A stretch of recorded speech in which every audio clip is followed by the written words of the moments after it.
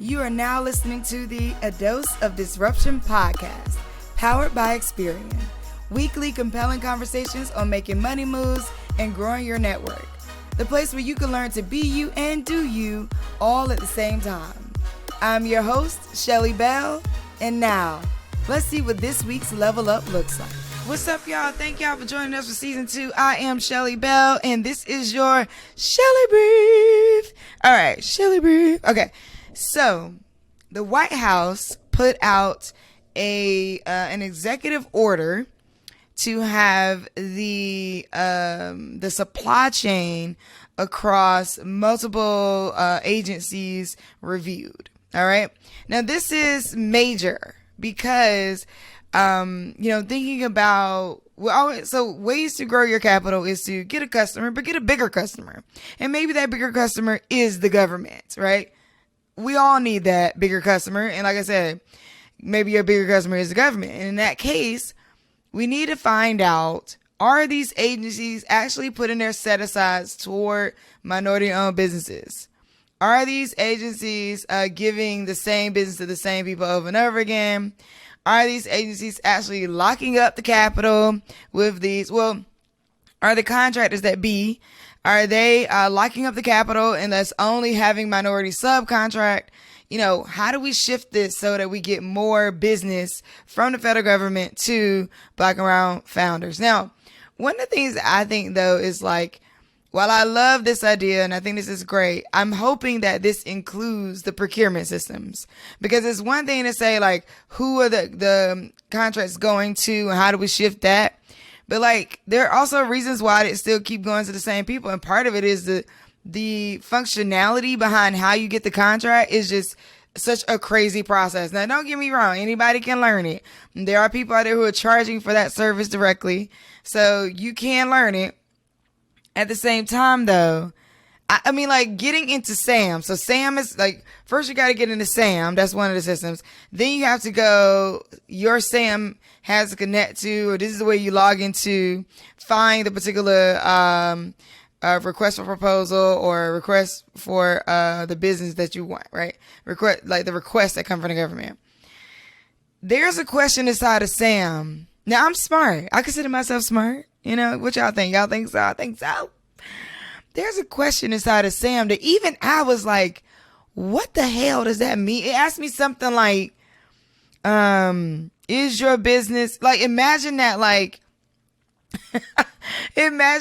you're signing up for a thing and like it asks you the most vague, like, kind of question where you're like, nah, I know I'm smart, but I just don't know exactly what that is supposed to mean. It's almost like looking at the American flag and they being like, the flag is for you too, right? Do you see the bars and stripes and stars but how many blue spaces? And you like, what? No, that was blue. Wait. And you staring at it, you looking like, I know I'm not tripping. I know I can count. I know this is right.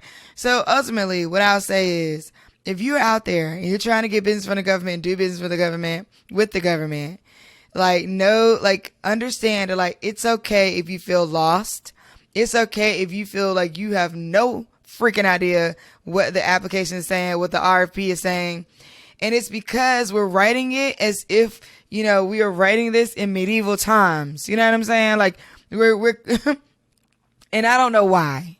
So I would also urge the White House in its executive order, as they are reviewing all these things, to visit the procurement systems that are in place that are not open to everybody. And that's just it, because the people who even do business with the government, a lot of them, they have that stuff is going through like people that they hire, can afford to hire, to come on and just focus on that segment of their business. I heard somebody say one time, like, doing business with the government is not a part of your business. It actually is a business. So it's almost like you have to dedicate a whole segment, a team, resources and everything, a budget specifically to doing business with the government. Local governments make it slightly easier, and you can get like other types of certifications locally. Like in DC, I have a CBE for my print shop, for my consulting firm. And the CBE it was great. It was a great experience for me to get the CBE because it actually showed me where all the offices were. Now, during the process of getting the CBE, none of the offices really talked to each other. So like here I am following this awesome, CBE profile online. Like online, they're walking you through the process.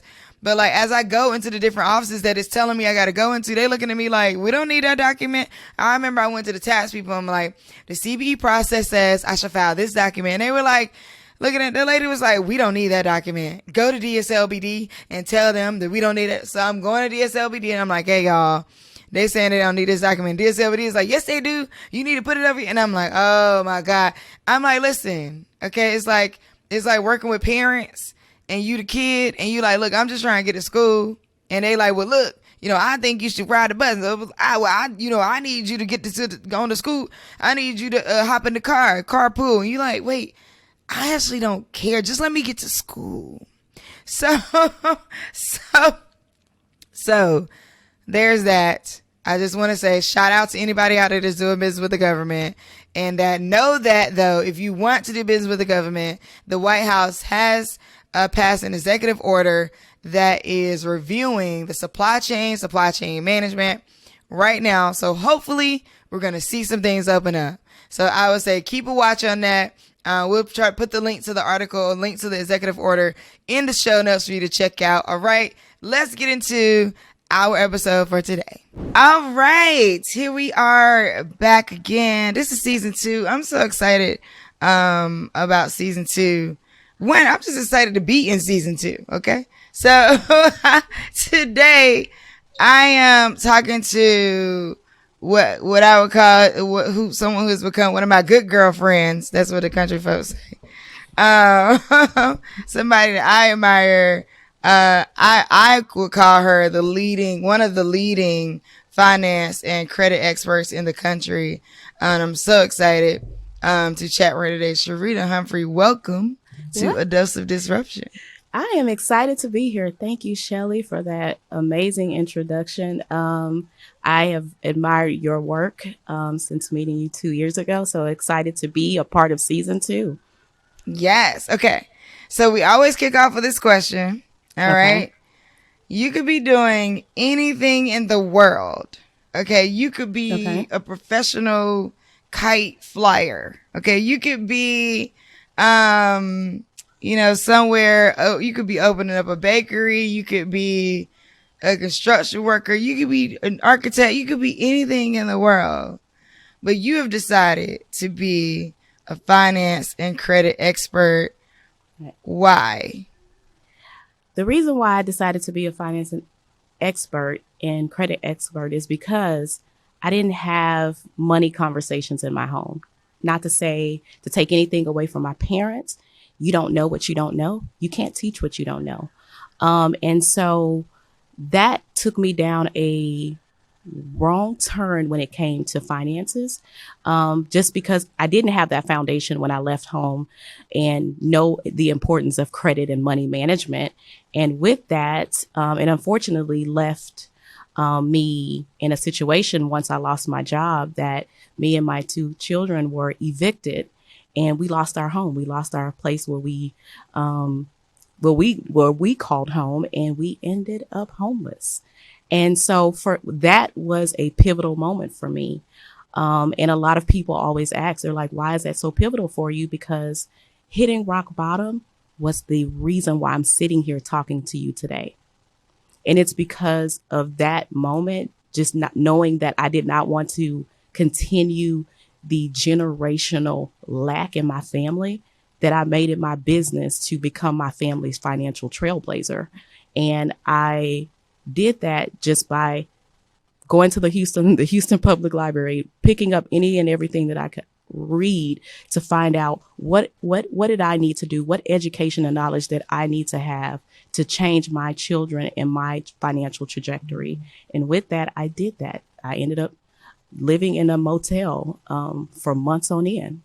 And what turned into all close to a year. And I needed that.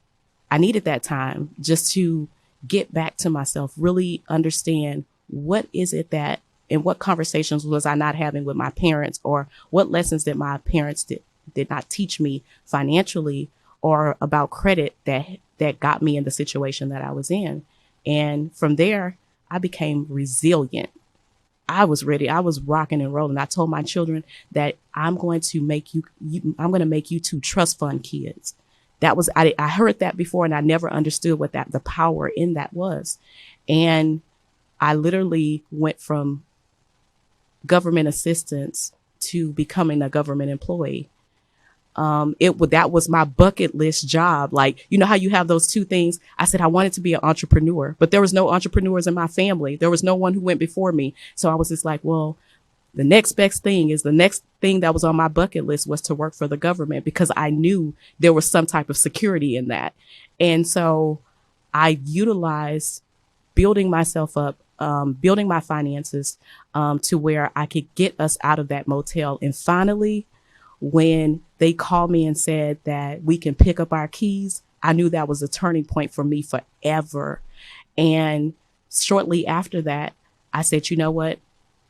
I've been through hell and back. So there's nothing that can stop me. What's a no? A no for me is just a not yet. So I put my application in, and when they told me that they were doing 150 interviews, of course, fear kicked in, because I'm like, I'm not the most qualified, but I know I can do the job. And so I was number 150. 150. And I'm like, really? I'm like, I'm the last person that you guys are going to interview. So I was thinking to myself, I was nervous. And when I showed up, number 149 walked out and said, you got this. And when he said that, I just went in ready. Everything that I prepared for, everything that I just start putting my favorite song in the back of my head, was Shelly's taught us. Like, it was just like I knew I had the Shelly spirit before I met Shelly, because I had to put my music on to get me ready. And when I walked in, I delivered the best, because my children's future and our financial future was depending on me showing up and being the best version of myself. And 3 weeks later, they called me on March 15th and told me that I started my start date was April 1st. So I thought it was a joke. You're going to hire me on April Fool's Day. But that moment right there changed my life. And 149, the day that I showed up, April 1st, he and I were the two that were selected to become government employees, 149 and 150. It was like, he said, I told you we got it. Out of all of those interviews, they picked 149 and 150. Wow. That is oh my God. Your story is just so amazing.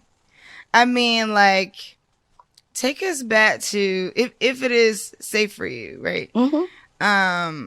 I would love to hear about, like, those moments. Where did you find the strength? You know, because when you have those moments, you look around, you're like, I'm in this place, physically or mentally or emotionally. And how do you find the capacity to learn? Because I think that's one of the things, right? Like, right. Being in that space is like, but then you study too. Like, you go to the library and you study too. Was it an out for you of seeing those surroundings, or was it just like, you know what, I'm never going to be here again? What was it like for you trying to push through, like, day to day? I lost things. I didn't lose hope. So I guess that was the thing that kept pushing me on. You know, I lost things, but the one thing that I never lost was hope. And I knew that the last thing that I could not lose was my two children. So that was it for me. Those two little boys looking back at me were the only thing in life that I really had left. And so for me, that was the motivator. But from that, I did not want to be a statistic.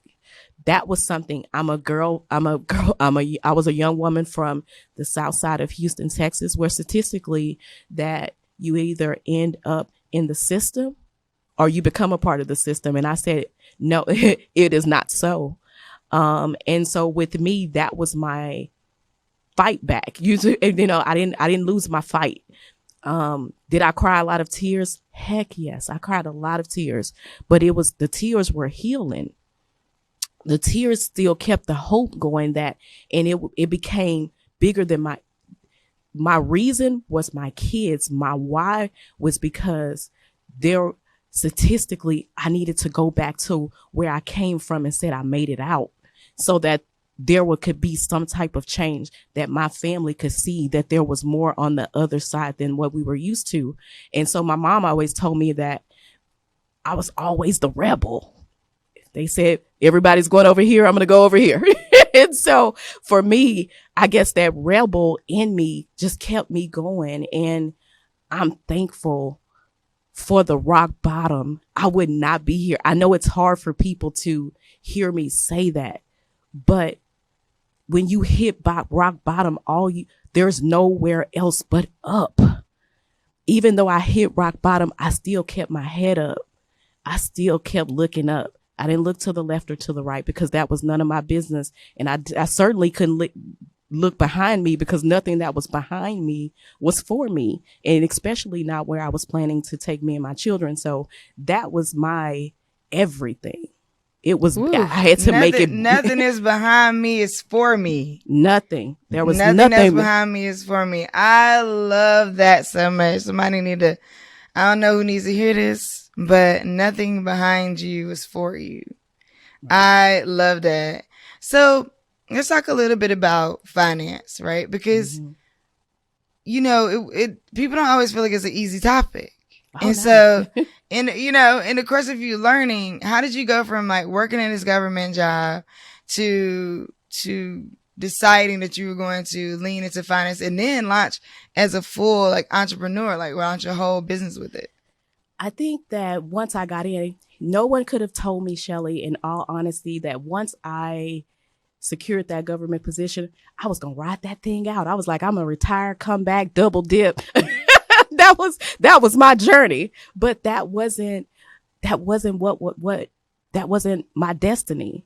When I got there, I had to see that there was other people, even though they were in entrepreneurship, because I was blessed and cursed to be able to work for the government in this section where I got to see small business, large business, corporate business. So when I say that I've audited and analyzed businesses from small to large and globally, I have. But what I saw was so many people in smaller businesses, especially people of color, had a passion and had a talent or a product or service that they wanted to put out in the world. But the thing that they did not have that kept them from growing, and a lot of them end up closing their doors, is just the financial education.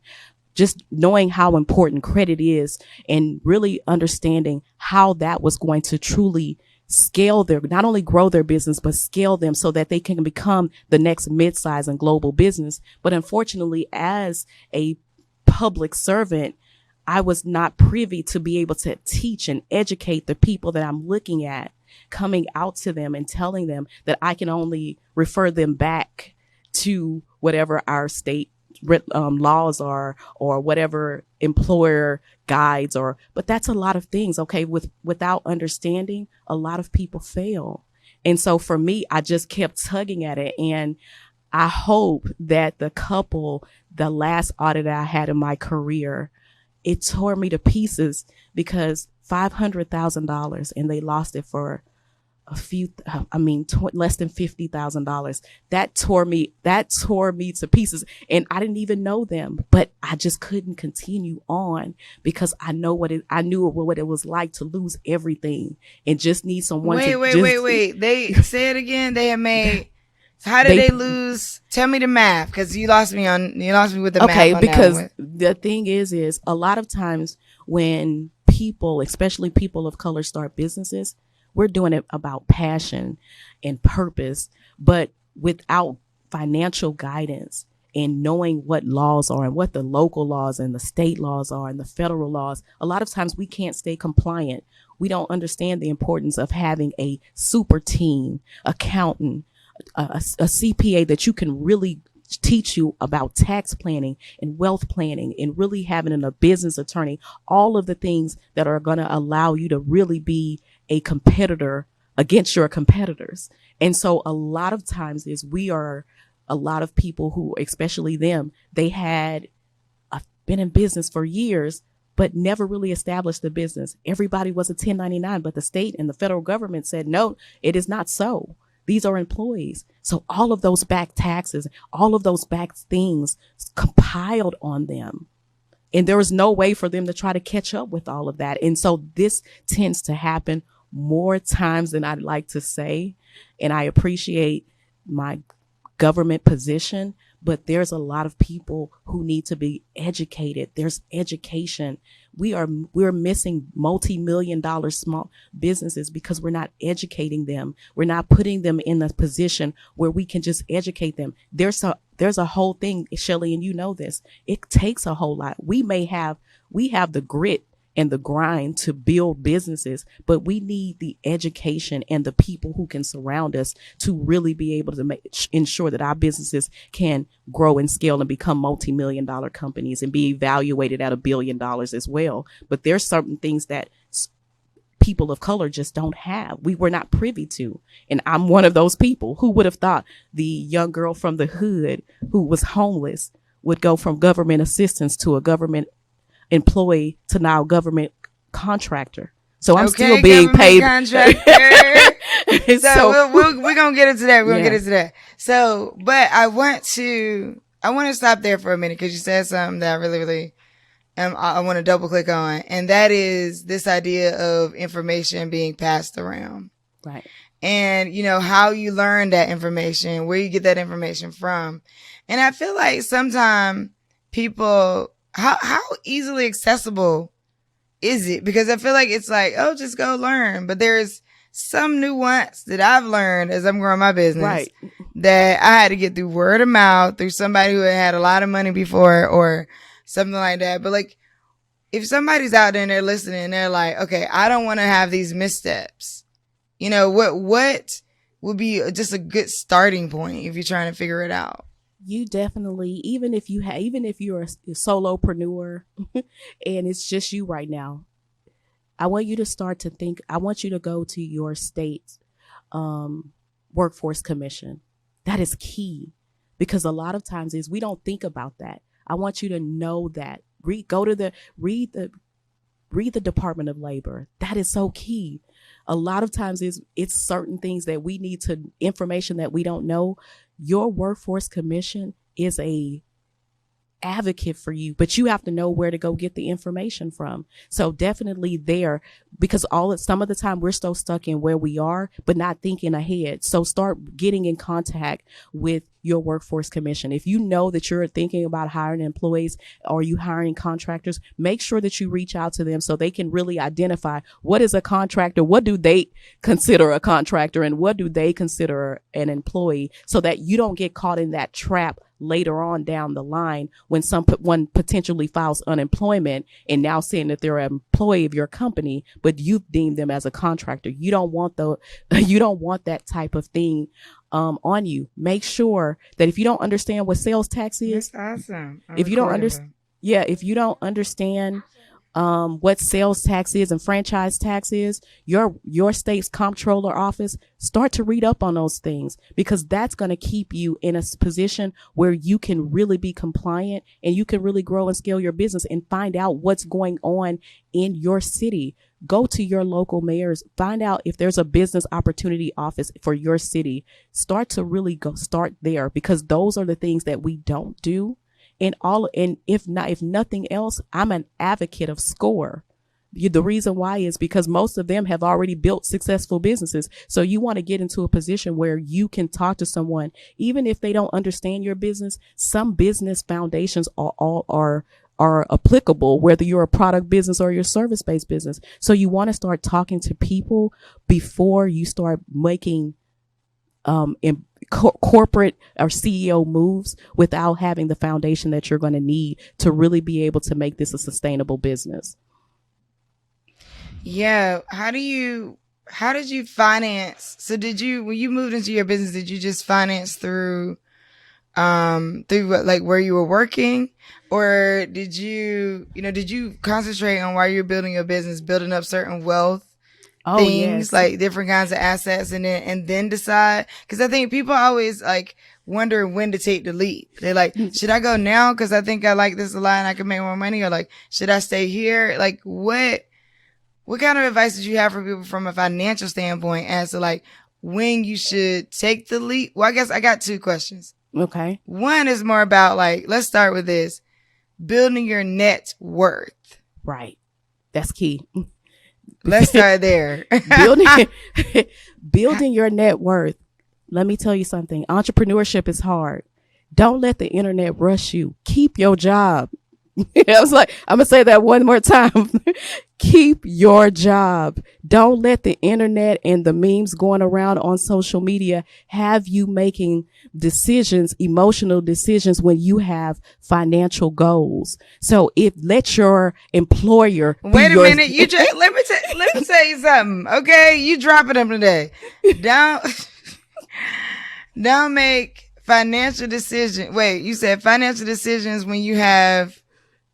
Yeah, don't make emotional decisions. Emotional decisions when you have financial goals. Don't do it. Don't make emotional decisions when you have financial goals. Okay, I should have wrote all these down because I gotta like, what's behind me is not for me.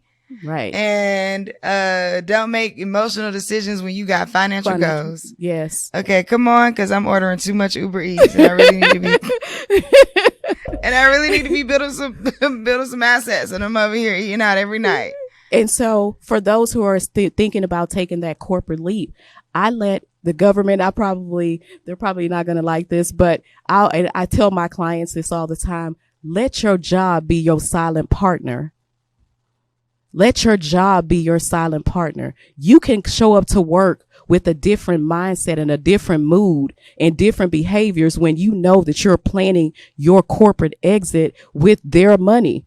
But you got to be able to do it in a sense where you're putting yourself ahead. Before I left the government, it was hard for people. Even my counterparts were like, what? I said something and I knew that was my moment. I said, you know what? I pay my bills quarterly. We only have, I work for the part of the government where we only got paid 12 paychecks. We paid once a month. It sounds good at the first of the month when you get all that money. But if you're not financially sound, you're going to be broke because the other 29 days or 30 days, it's going to be a struggle. So for me, I knew the only way I was going to take a corporate leap is that if I had enough where I didn't have to be chasing people once I took that leap to leave. So I literally paid my bills 6 to 9 months ahead. I had almost close to a year worth of what I was making, because let me tell you something. I'm a side hustle queen. I monetize my I monetize my gifts, talents, and skill sets. I just knew for me that once I started to get into a position where my income that I was making for the government was starting to become my play money, or it was kind of out of sight, out of mind, because I was making more outside of what they were doing, even though I wasn't supposed to. So that's just a disclaimer for any government employees listening. But I just knew for me that was my time, but I did it. And I was already in the position where I was taking on people. But before I even did that, a lot of times we're taking beta clients when we're taking the corporate leap. But beta means sometimes they're going to either pay you or they're going to be discounted. So it's better to do that while you're still on your job, while you still have a consistent paycheck coming in, and then transition over into taking in those beta clients or building your business or building that product when you know that now you have a good sense that this is something that you can do. Because I see a lot of people are in my DMs. They're like, I made a mistake. I didn't know it was going to be 3 months before before some real money started coming in, and it wasn't even real money.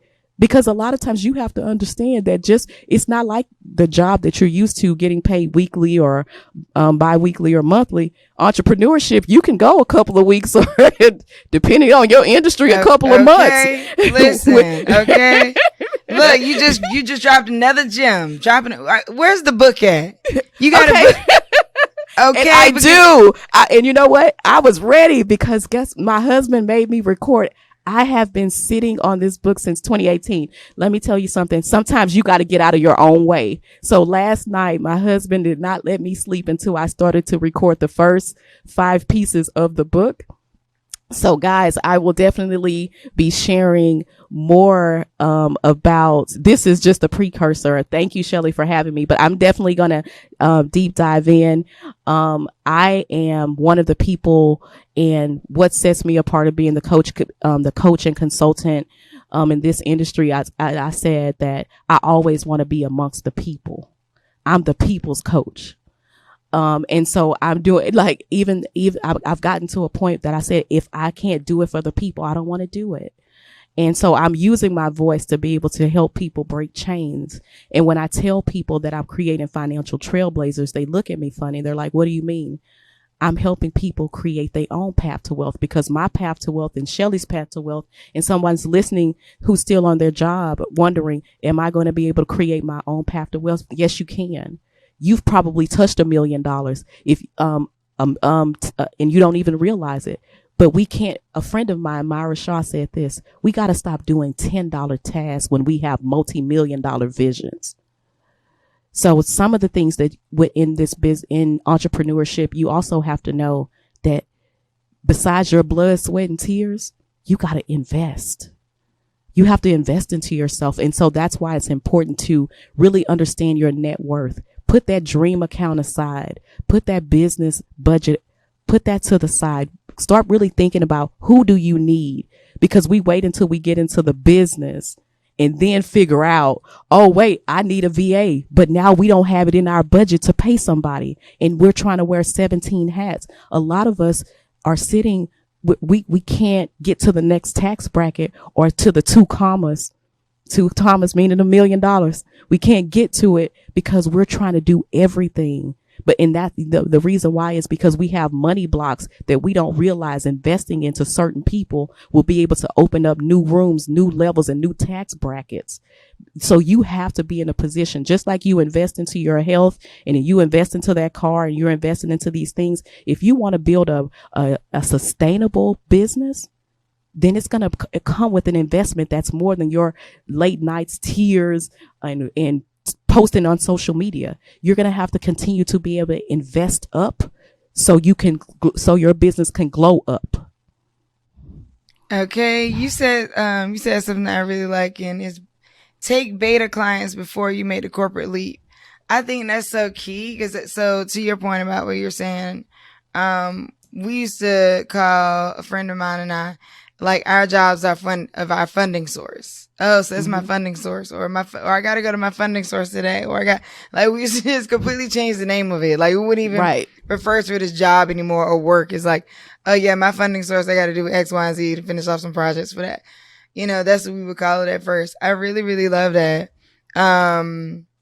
So if you had like a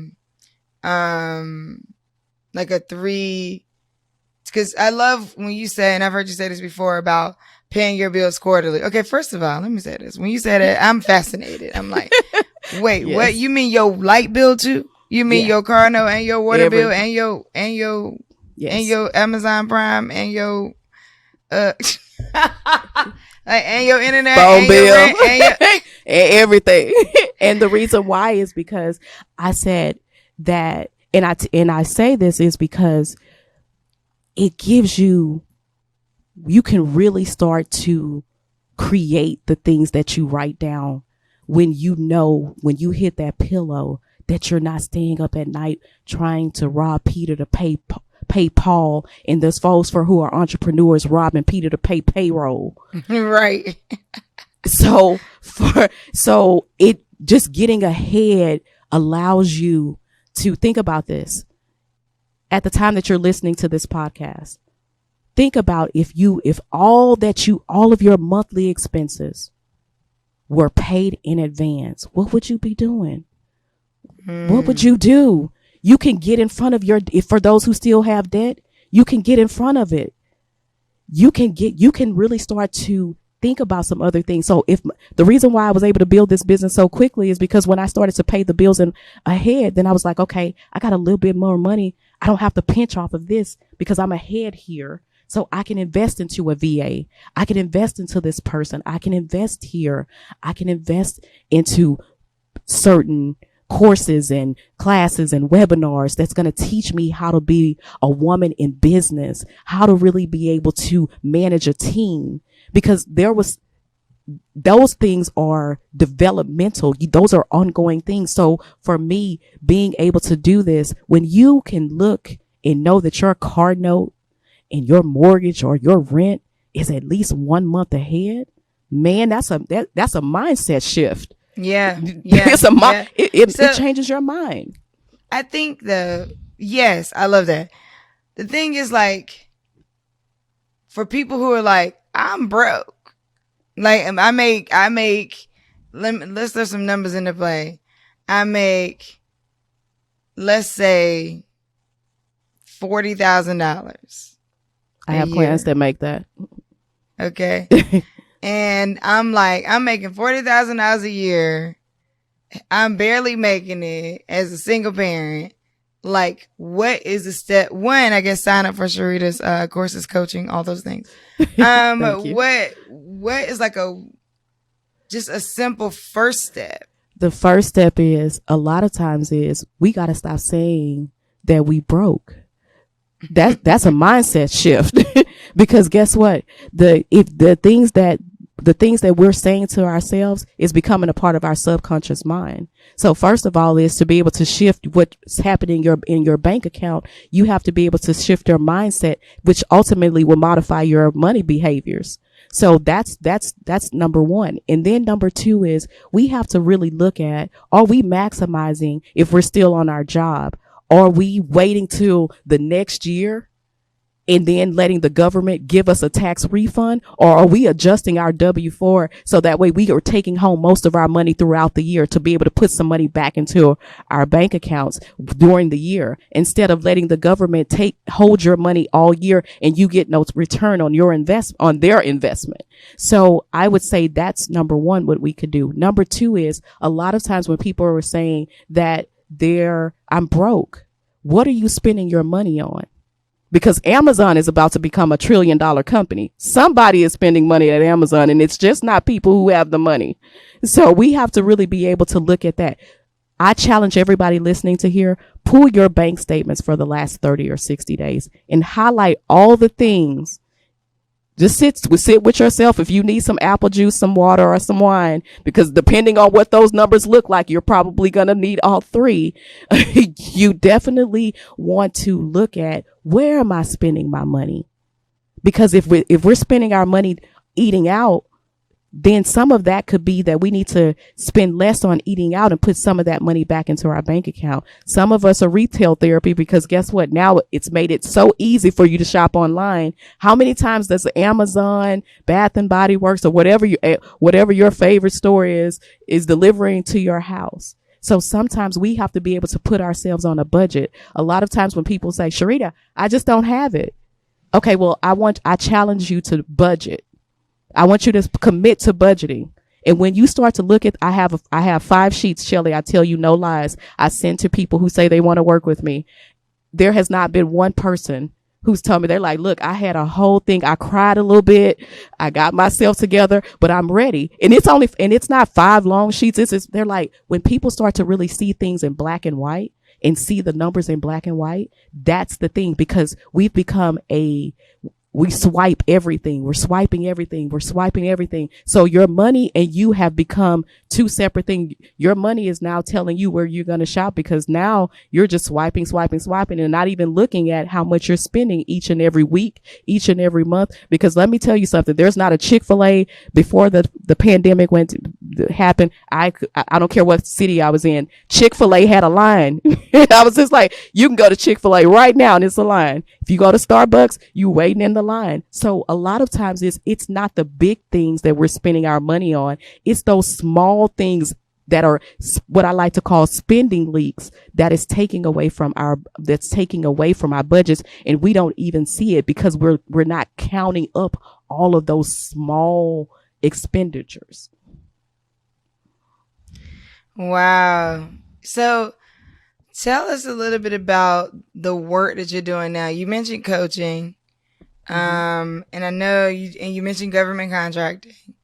But what the work you're doing now, like if somebody wants to work with you, what does that look like? Do you consider yourself a financial advisor? Do you manage people's finances? Or is it more like, tell us a little bit about how you would describe it in your own words. Okay, so how I like to explain it to people, I'm not an advisor.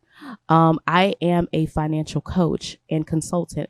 I am going to help you teach you the defense and offense strategy when it comes to finances, because you can't, especially for those who are looking to go into entrepreneurship or who are already entrepreneurs, we have to ensure that your first corporation, which is your household, my last name is Humphrey, my budget is called Humphrey Inc. So we have to make sure that you are in a position where you can really be able to create your own net worth outside of anything else that you plan on doing. So we do that.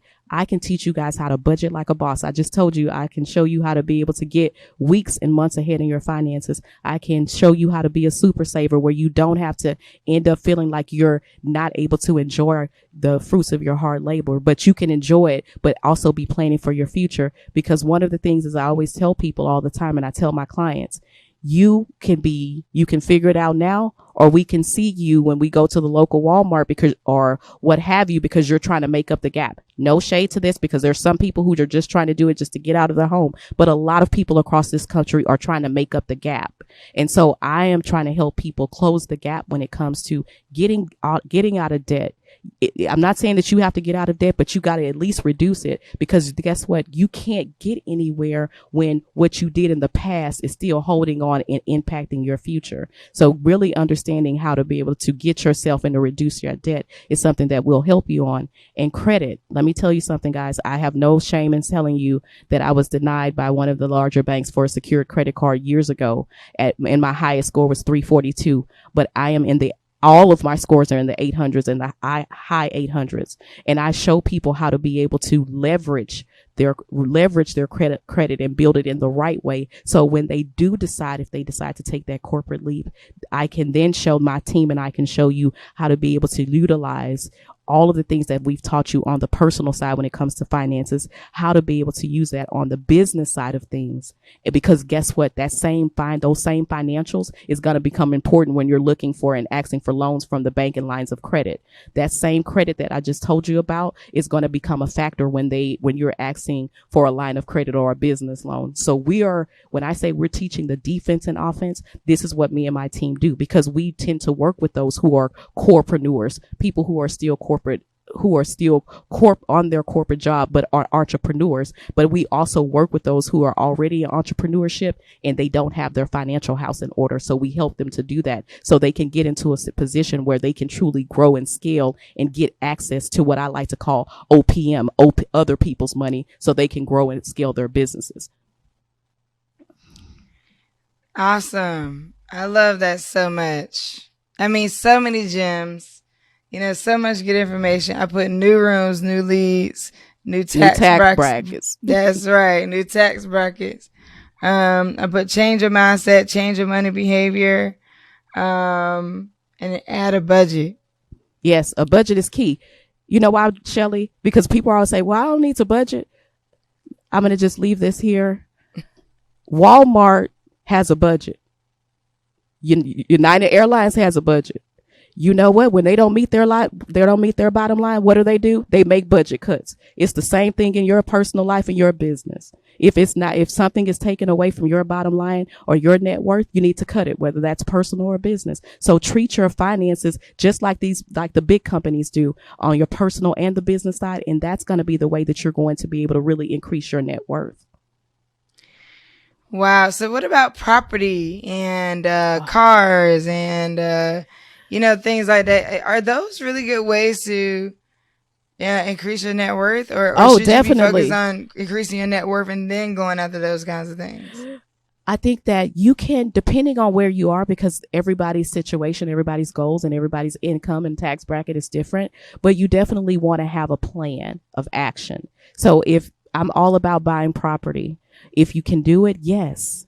Because you guess what? Especially for people of color, we tend to be in situations where we live in neighborhoods that become regentrified, and then we can't live in the place that used to cost us $800. Now it's $8 million. And so we really need to get into a position where we can not just buy the block. I told my clients, we're not just buying the block, we're buying the subdivision. So because guess what? Sometimes when we block that block, they come and block the block behind us. So let's make sure that we have a subdivision. Make it our goal to make sure we can do that. But also, if you're going to purchase a car, don't take it, because I see some people and they're like, I say, what's your car note? It's almost their mortgage or their rent. And they're paying for it for the average car note is 72 to 84 months now. Are you still going to want that car in 72 months to 84 months? Probably not, because you're going to want something new. Now, there's some people that are like, look, I'm going to ride this thing till the wheels fall off.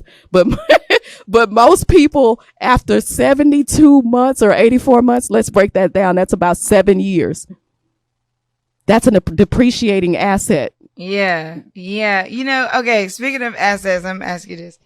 So Cardi B bought her daughter a Birkin bag, and I guess the little girl just was like, oh yeah, okay. But it's a bag to her. She's what, 1, 2, 3, something like that. That same bag could have came from Walmart. But at the girls section. Do you have any, like, what do you think about that? Because I saw this other rapper saying, like, well, Birkin bags actually appreciate, and so they could be good investments. Do you have any insight on it? They could be, but for me, and this is just me, I'm in Texas, y'all. Y'all hear me say y'all? I would have took that Birkin bag money and bought me some cows, because agriculture is real. You better check the USDA.gov. Okay, buy you some cows. Buy you some. Let me tell you something. There is nothing like agriculture, y'all. There's nothing like agriculture. One of the banks that everybody loves in this country is Navy Federal. They have a lot of their assets tied up in agriculture.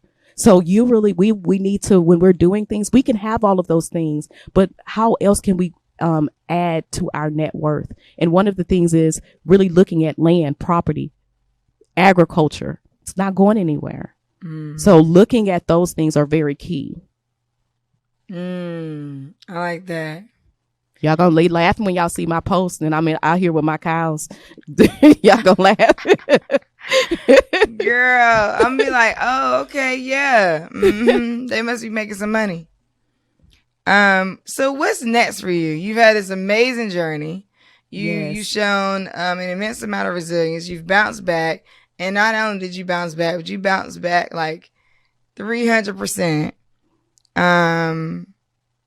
And now you congratulations on your most recent government contract. Yes. Amazing. Thank you. Thank you so much. Thank you. I just, you know what? I just said it. I would have to say, if you guys don't know, I'm a part of Black Girl Venture, Houston chapter. Yes. Whoop, whoop. Shout out to Houston, Texas strong.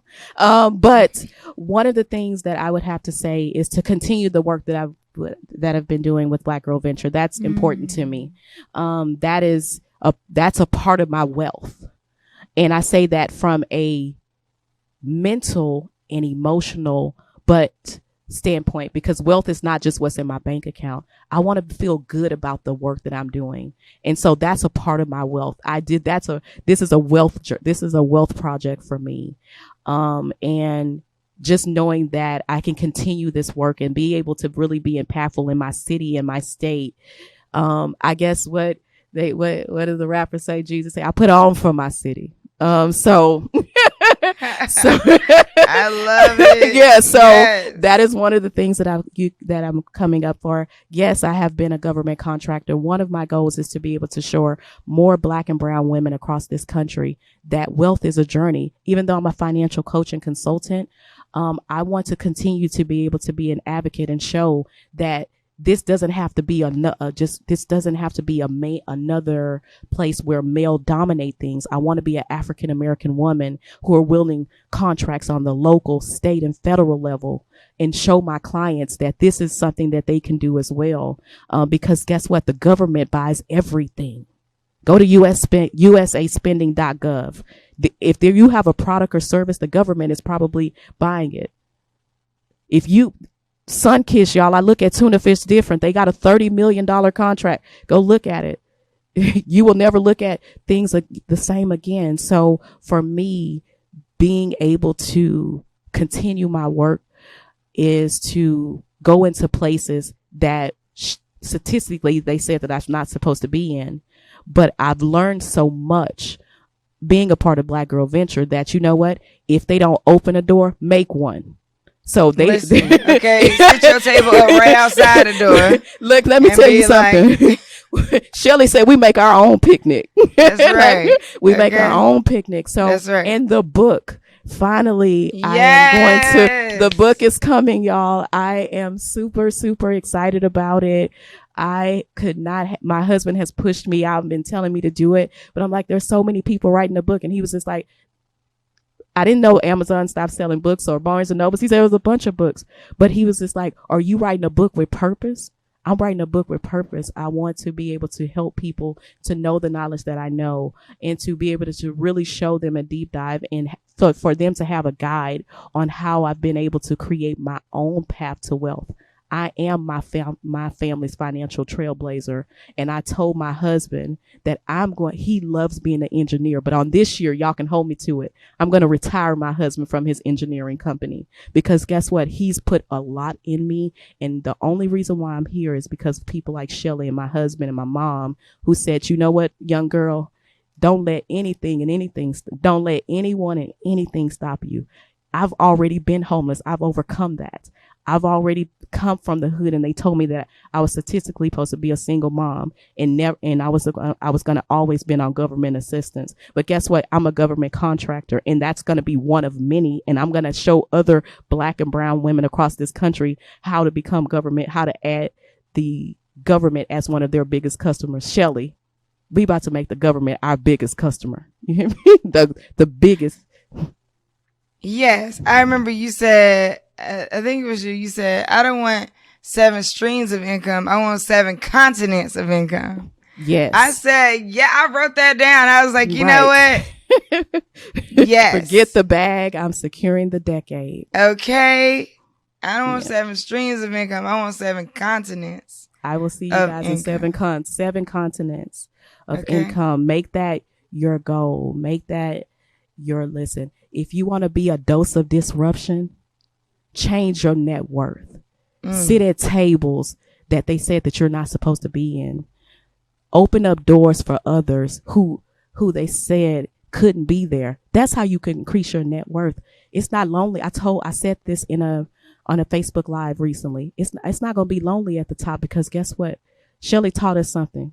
How can you be lonely at the top? That means you didn't bring anybody with you. You didn't open any doors for anybody to be able to come in because guess what? We're always supposed to be winners are supposed to make sure that they make sure the whole team wins, whether you're the water bar or the bench player. If I don't care where you are, but the whole team is supposed to come. And if that's your legacy, because I don't want to be known for just a person who amassed a lot of money, but what impact did I make? Impact will bring income all day.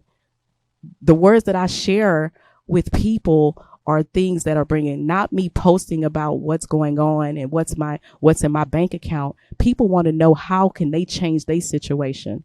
What can I tell them that's going to be something that they can utilize to be able to change their situation? Or you got a TP? Shelly told y'all her story, y'all. Did y'all see her? Shelly. Listen. Shelly, kudos. I said, look at my sis look at the billboards. Come on. From the TP to the billboards, y'all. You can make your own thing. Be your own thing. Be your own. I challenge everybody to be here. If you want to increase your net worth, be a change agent. If you want to increase your net worth, be a change agent, because guess what? When you're doing and changing, making change, you don't have to chase income, clients, brands, or anything. They'll come looking for you. That's AKA right. Miss Shelly Bell. She's not they the work that the doors that were closed are now being opened, and she doesn't have to beat the door down anymore, because guess what? When you are really being a change agent and creating impact, everybody wants to be a part of it. That's right. You know what? I don't know whether to start crying or start shouting, because you came with the whole word today. I really appreciate you for joining us. Is there anything that you would like to leave people with? Anything place you wanted to find you, a thing you want them to do? Yes, I want you guys to come and find me. I have an amazing Facebook group. It's called the Money Mindset Movement. Really being able to help people in that group. They get to pick my brain, ask me questions. I have talked to literally everybody in that group. I keep it small just because I want to be able to keep track of where everybody is. So definitely hit me up there. You can reach me over at SharitaMHumphrey.com, and I am Sharita MH on all social media handles. I look forward to helping you become your family's financial trailblazer and helping you to increase your net worth. Awesome. Thank you so much for joining us, Sharita girl. I always love talking to you in general, and especially glad I got an opportunity to talk to you today about what you do. I just feel so much of your energy, where you're just like really passionate about this, but also really savvy, highly intelligent. Like, I think, like, you know, sometimes as women, some of the compliments that we get around being very smart is like, you're so nice. That was so good. You're so passionate. You're so empowering, inspiring. It's like, I'm all that. And I'm highly intelligent, highly capable, and kicking ass in these streets. So that is all of that. And if you want to know more about Sharita, definitely check her out at those links. We'll also put those in the show notes. Thank you so much for joining us, Sharita. I really appreciate it. Thank you. I appreciate this dose of disruption. Thanks for joining us, Disruptors, and congratulations. You have taken another step toward being friggin' amazing. Make sure you visit us at adoseofdisruption.com, where you can subscribe to the show in iTunes, Stitcher, Spotify, or via RSS feed. Rate and subscribe if you're all the way live. Rate and subscribe if you're all the way live. That's right. Tell a friend, rate and subscribe to keep us all the way live. And come back next week so we can disrupt some more shit.